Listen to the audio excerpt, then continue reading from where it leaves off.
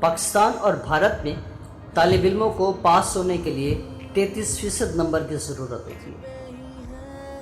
کبھی کسی نے سوچا یہ 33% کا اصول بنایا کس نے؟ ہندوستان میں 1858 میں میٹرک کا پہلا امتحان ہوا تو انگریزوں کو اس کی ضرورت پیش ہے۔ اس مقصد کے لیے انگریز سرکار نے برطانوی حکومت کو خط لکھا۔